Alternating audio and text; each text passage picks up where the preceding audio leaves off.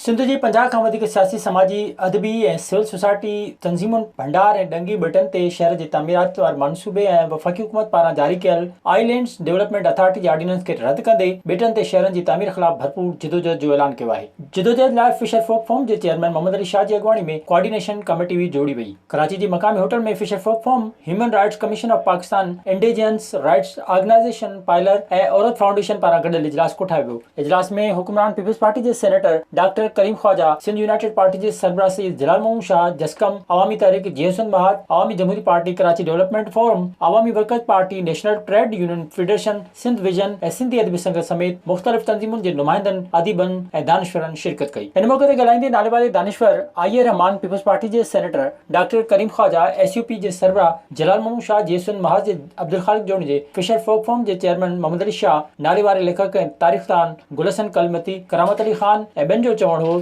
त ॿेटनि जे हवाले सां आवाम खां बिना पुछे को बि फ़ैसिलो क़बूल न कयो वेंदो। उहा सिंध हुकूमत जी ज़िम्मेवारी आहे त उहा अहिड़नि फ़ैसिलनि खे रोके जेके आवाम जे ख़िलाफ़ हुजनि। पोर्ट की तरक्की के नाम पर ग्वादर के माइग्रों के रास्ते बंद किए गए हैं, उनकी गुजरगाहें जो है वो बंद की गई हैं।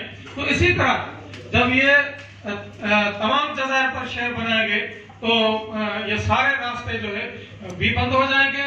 मेरीन की पूरी इकोलॉजी जो है, वो माहौलियात जो है वो तबाह हो जाएगी। ये सारे जज़ायर डेल्टा के पार्ट हैं।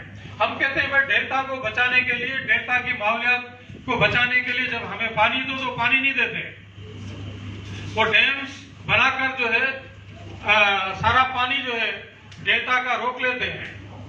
हम मुतालबा कर रहे हैं कि भाई डेल्टा को बचाने के लिए हमें पानी दो, मगर इस किस्म की डेवलपमेंट जो है इससे पूरी डेल्टा और पूरी डेल्टा की जो माहौलियात है वो सारी जो है वो तबाह हो जाएगी। ये जजीरे जो हैं, ये पानी जो है, ये कोस्ट जो है, ये मैंग्रोव जो है, ये आवाम की मिल्कियत है। तो आप उनसे पूछे बगैर, उनसे मशवरा किए बगैर, उनको बताए बगैर आप जो चाहे फैसले करें, ये हमें कबूल नहीं होगा। गवर्नमेंट ऑफ सिंध जो है मौक़िफ़ इहो आहे त 1920 में जो पाकिस्तान ठहियो, बाउंड्री कमीशन के हिसाब सां ही जेके भी शयूं आहिनि इहे सूबे सिंध जी मिल्कियत आहे। नंबर 1 ॻाल्हि। नंबर 2 ॻाल्हि जेका आहे सा गवर्नमेंट ऑफ सिंध सां का NOC कोन वरिती वई आहे। ही जेके आइलैंड्स 2 आहिनि ऐं ॿिया जेके 300 आइलैंड आहिनि, उन 300 आइलैंड सां गॾु हिकिड़ा बैरियर आइलैंड्स आहिनि जेके 18 खनि आहिनि, जेका सीलगिरी खां वठी करे कराची ताईं। ये सब जेके आहिनि सो इन्वायरमेंटल हवाले सां सुनामी अचे थो या ॿी शइ आहे उनजो रोकीनि था। उनमें का बि जेको आहे सो छेड़छाड़ कोन थी थी सघे।